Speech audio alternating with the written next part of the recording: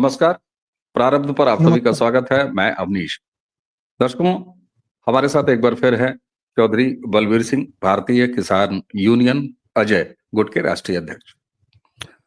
सबसे पहले स्वागत कर लेते हैं चौधरी साहब का। चौधरी साहब, बहुत बहुत स्वागत है आपका प्रारब्ध पर। नमस्कार। आपका भी बहुत बहुत स्वागत और सभी दर्शकों के लिए मेरा प्रणाम।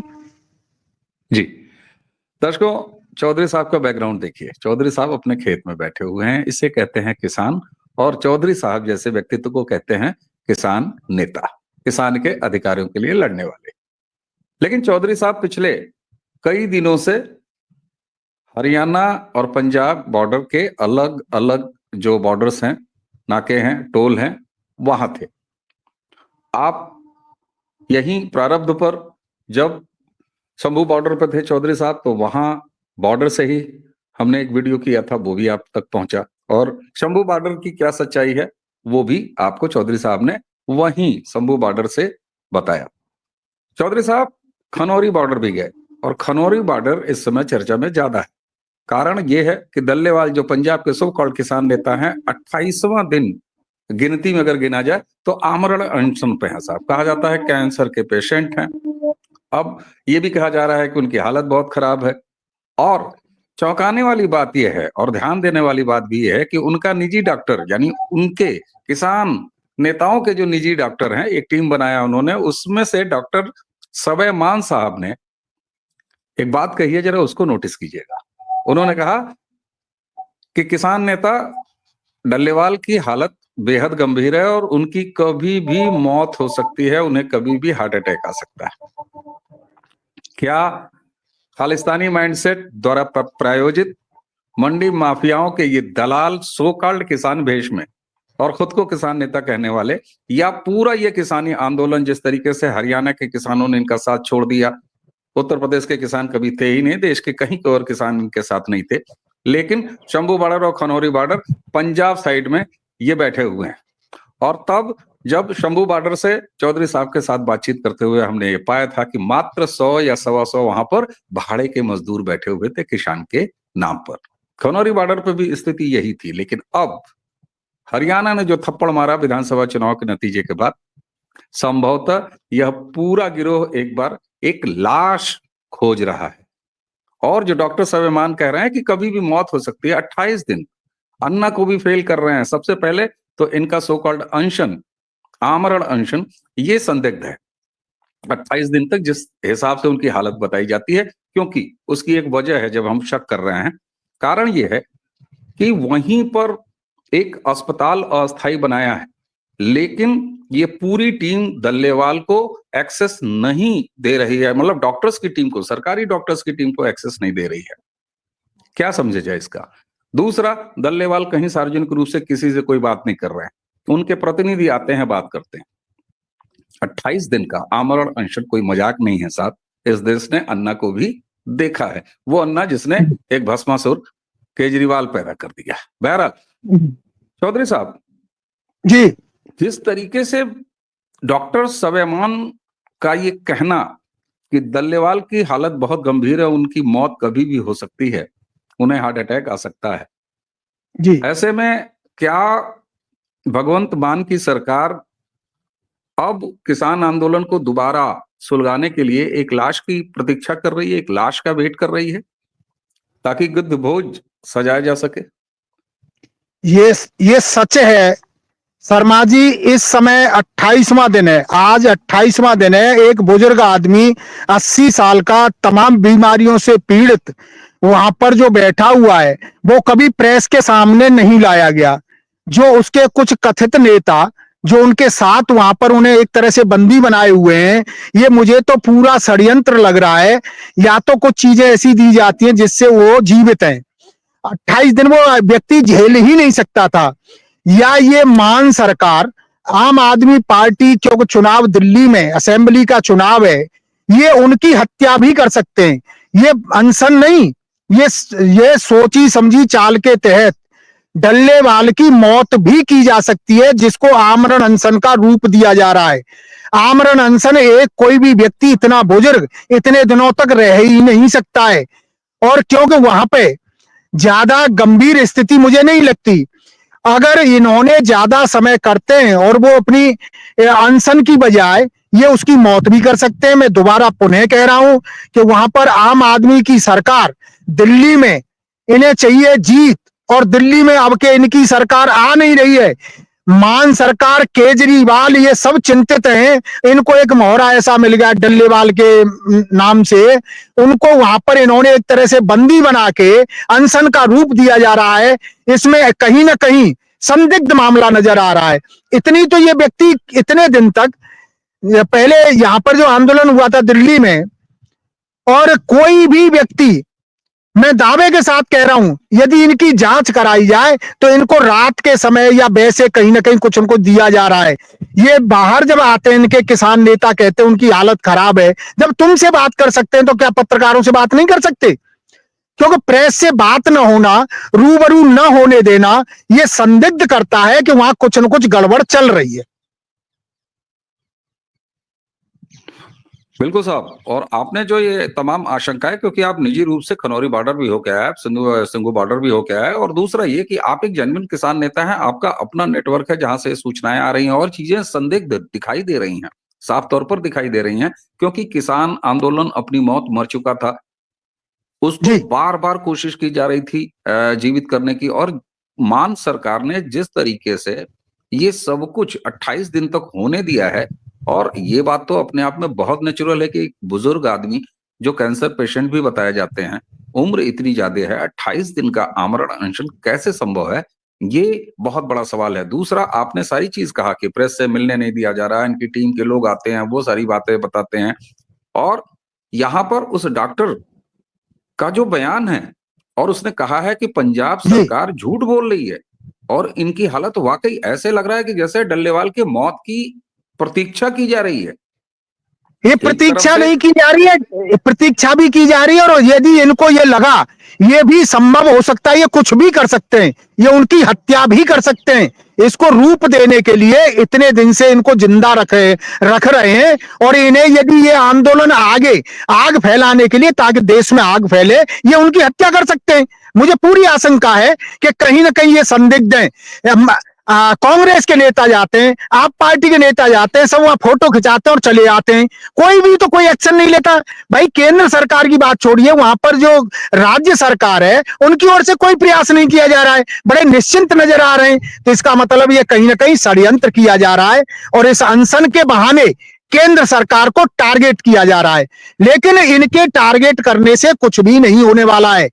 कहीं भी कोई भी आदमी यदि किसी तरीके से डल्लेवाल की स्वाभाविक मौत या मर्डर भी हो जाता है, तो कोई भी किसान सड़कों पर निकल के आने वाला नहीं है।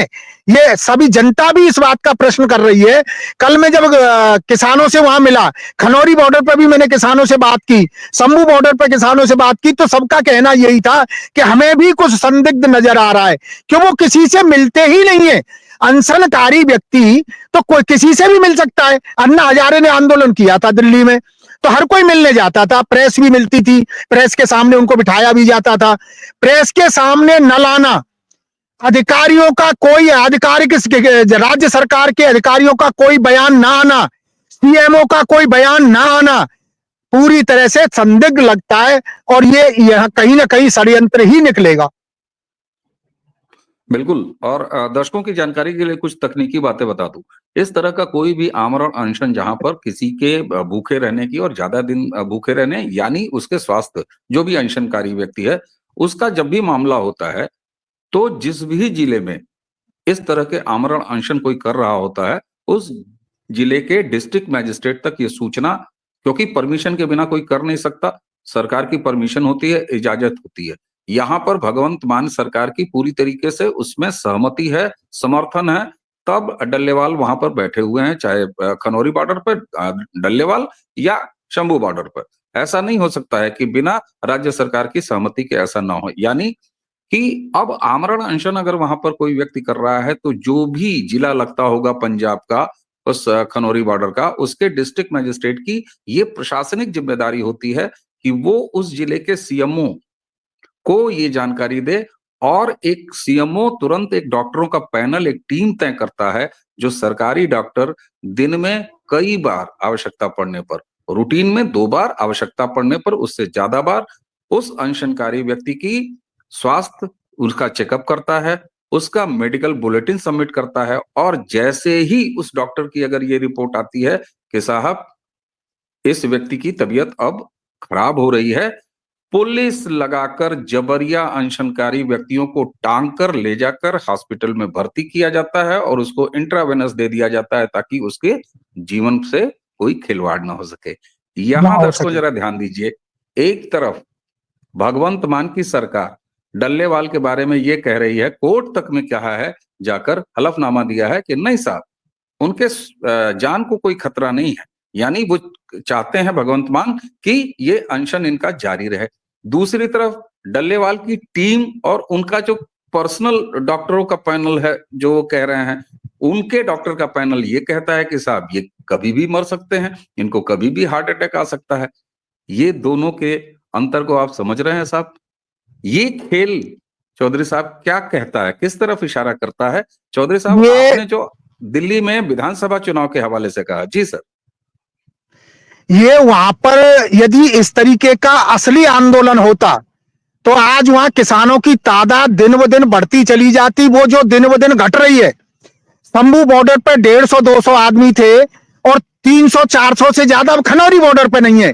खनौरी बॉर्डर भी धीरे धीरे खाली होता जा रहा है क्योंकि वहां पर जो लाए गए थे उन मजदूरों को मजदूरी नहीं मिल रही है, क्योंकि जितना इनको पैसा मिला था ये अपना फर्ज अदा कर दिया। अब आगे मुझे लग रहा है कि इनकी फंडिंग शायद ऊपर से रुकी हुई है या केंद्र सरकार की नजर में आ चुका है, तो वहां भी अब जो पहले जितना किसानों का जमा बाड़ा था वो अब वहां पे नहीं है। अब वहां पर कोई अभी वहां पर नजर नहीं आ रहा है। वहां किसानों के धीरे धीरे किसान घटते चले जा रहे हैं। उत्तर प्रदेश से, राजस्थान से, हरियाणा से, पंजाब से कहीं कोई किसान पहुंच नहीं रहा है। किसान अपनी खेती में लगा हुआ है और यही कारण है कि वहां पर भी किसानों की तादाद अब नाम मात्र के लिए रह गई है। कोई भी किसान वहां समर्थन देने के लिए नहीं पहुंच रहा है।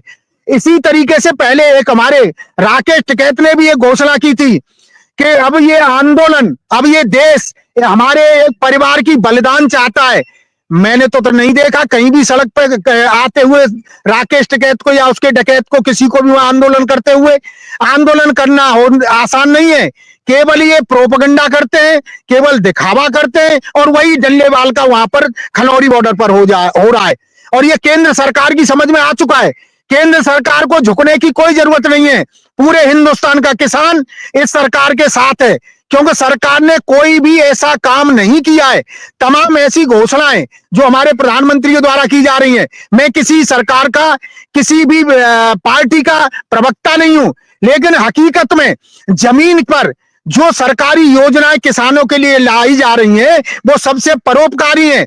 जो 3 कृषि कानून जिनको काला बता के वापस कर दिया गया था, मैं कहता हूं उनको दोबारा से लागू करना चाहिए। यहाँ की जनता, भारत की सरकार के किसान इस बात को चाहते हैं कि हमारे उन कानूनों को, कृषि कानूनों को लागू किया जाए। और किसानों की मांग को देखते हुए सरकार को सर्वे करा लेना चाहिए। केवल किसान नेताओं के अलावा एक भी किसान कहीं भी विरोध में उन कृषि कानूनों के नहीं है। और ये सब जो कुछ भी हो रहा है डल्लेवाल के द्वारा, जो पंजाब बॉर्डर पर जो कुछ भी किया जा रहा है वो आप सरकार के द्वारा, आप पार्टी के द्वारा प्रायोजित किया जा रहा है। इससे डरने की कोई जरूरत नहीं है। और यदि खुदा न खास्ता इनकी मौत अपने स्वाभाविक हो जाए, मैं दोबारा फिर दोहरा रहा हूं, चाहे इनके द्वारा मार दिया जाए, एक भी किसान सड़क पर आने वाला नहीं है। बिल्कुल साहब। और जो इतिहास रहा है खासतौर से आम आदमी पार्टी का, अन्ना को गन्ना बना के बिल्कुल पूरा रस निकाल लिया और उसके बाद और एक भस्मासुर पैदा कर दिया, केजरीवाल के रूप में एक भस्मासुर पैदा कर दिया। बिल्कुल। और यहां भी मैं आपके सामने जितने भी पॉइंट्स हैं वही रखा है। और कोई भी एक सामान्य व्यक्ति, एक तरफ भगवंत मान की सरकार कोर्ट में जाके कह रही है साहब कि नहीं, अनशन करने वाला खतरा नहीं है, बिल्कुल ठीक है, डल्लेवाल बिल्कुल ठीक है, कोई खतरा नहीं है। और एक तरफ, दूसरी तरफ घड़ियाली आंसू आते हैं उनके किसान के डल्लेवाल बेहोश हो गए, डल्लेवाल की हालत नाजुक है, कभी भी कुछ हो सकता है। ये इन बातों से शक की सुई यही जाती है कि ये सब षड्यंत्र चल रहा है, ऐसा कुछ नहीं है। बिल्कुल। और क्या अब इस देश में एक ऐसा सो कॉल्ड आंदोलन जो कि किसान के नाम पर खड़ा किया गया था, जिसमें किसान कभी भी शामिल नहीं रहा, मंडी माफियाओं के दलाल उसमें शामिल रहे, उनके एजेंट उनमें शामिल रहे, और खालिस्तानी माइंडसेट के लोग, उनकी फंडिंग उनके साथ रही, खालिस्तानी जो सपोर्टर्स हैं वो उस आंदोलन को सपोर्ट किए रहे। और आज स्थिति क्या है कि हरियाणा का किसान और हरियाणा सहित पूरे देश का किसान, यहां से राकेश टिकैत ने भी एक कोशिश किया था दिल्ली मार्च करने का, लेकिन उसका जी भी जी। असर क्या हुआ। और ऐसे में जब इनकी कलई खुलती नजर आ रही है, तो क्या अब ये सो कॉल्ड किसान आंदोलन एक लाश खोज रहा है? ये नरभक्षी हो चुके हैं, क्योंकि जिनके पीछे खालिस्तानियों का सपोर्टर है, जो हत्यारे हैं, अभी 3 आतंकी खालिस्तानी यहीं उत्तर प्रदेश में निपटाए गए हैं। क्या अभी अभी अभी ये लोग एक लाश खोज रहा है?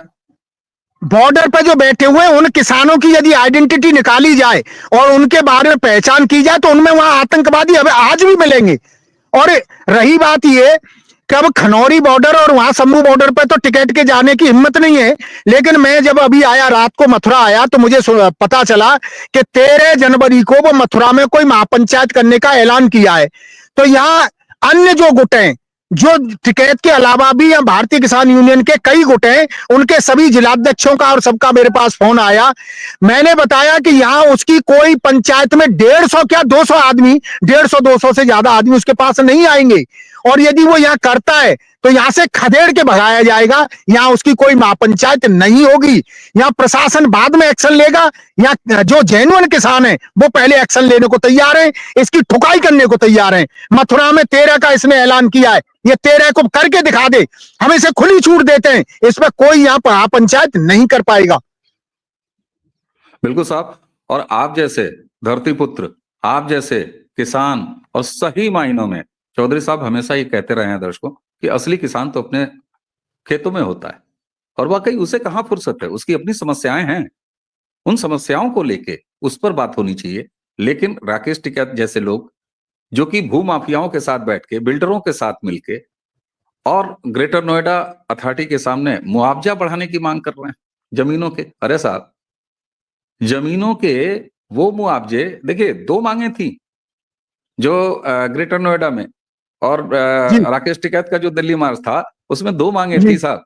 एक मांग ये हाँ थी कि सर्किल रेट जो 2014 से नहीं बढ़ा है वो बढ़ाया जाए। चलिए ठीक है साहब, सॉरी, मुआवजा जो है वो बढ़ाया जाए 2014 के बाद से। तो वो समझ में आता है कि सरकारी योजनाओं के लिए जिन किसानों की जमीन ली है उसका मुआवजा बढ़ाना चाहिए, हम उसके साथ हैं। ये मुझे भी, मैंने सब पहले भी समर्थन किया। लेकिन दूसरी मांग क्या थी? दूसरी मांग चौंकाती है, सर्किल रेट बढ़ाया जाए। सर्किल रेट बढ़ाने की क्या आवश्यकता थी? क्या कोई किसान अपना जमीन बेचना चाहता है? किसान अपनी जमीन कैसे बेच सकता है साहब? वो तो सोच भी नहीं सकता। लेकिन बिल्डरों को जमीन, क्योंकि एनसीआर, ग्रेटर नोएडा का वो इलाका है जो एनसीआर के क्षेत्र में आता है, और वहां पर बिल्डरों और भू माफियाओं के साथ मिलकर ये पूरा खेल चल रहा था, ताकि सर्किल रेट बढ़ाया जाए, ताकि बिल्डरों का फायदा हो सके और उसमें ज्यादा से ज्यादा पैसे बनाए जा सके। तो ये खेल था साहब वहां पर। और इसीलिए चौधरी साहब बार बार कहते हैं कि ये कभी किसान आंदोलन नहीं था, न है, और न आगे ये किसान आंदोलन जैसी कोई चीज इस देश में होने वाली है। इसलिए पंजाब सरकार, भगवंत मान, आम आदमी पार्टी, अरविंद केजरीवाल, अगर डल्लेवाल की मौत होती है, उनके साथ कुछ भी दुखद होता है, तो इसके हत्या के आरोपी भगवंत मान होंगे, उनकी सरकार होगी, अरविंद केजरीवाल होंगे। हम सम्मान करते हैं चौधरी साहब जैसे किसान और किसान नेता का। आप देख रहे हैं, आप खेत में हैं, कोई बालक खेलते खेलते चौधरी साहब के बैकग्राउंड में हमें दिखाई भी दे रहा है। हाँ, इसे बच्चे कहते हैं बच्चे आ गए और मेरे किसान भी यहाँ पर बैठे हुए हैं, जी सर। ट्रैक्टर लेके तो किसान खड़े हुए हैं, सर, वो भी यहाँ पर है। सर इसीलिए, बिल्कुल सर, और इसीलिए प्रारब्ध के इस मंच पर दर्शकों हम हमेशा प्रयास करते हैं कि जहां की बात कही जाए वहीं के व्यक्ति से, वहीं के गेस्ट से आपकी बात कराई जाए, ताकि आपको जमीनी हकीकत और असली पक्ष पता चले। चौधरी साहब न सिर्फ शंभू बॉर्डर पे होके आए, खनौरी बॉर्डर पे होके आए, बल्कि इस समय अपने खेत में बैठे हैं, इसे कहते हैं किसान। और इन्हें वास्तव में हम अन्नदेवता अन्नदाता कह सकते हैं। चौधरी साहब, आपने हमें समय दिया, आपने कृषि कार्य में से समय निकाल के हमें समय दिया। आप इतने लंबे दौरे के बाद वापस लौटे हैं, सीधे अपने खेत में हैं, लेकिन हमारे लिए समय निकाला। आपका बहुत बहुत धन्यवाद। दर्शकों, इसी के साथ हमें और चौधरी साहब दोनों को आज्ञा दीजिए। नमस्कार।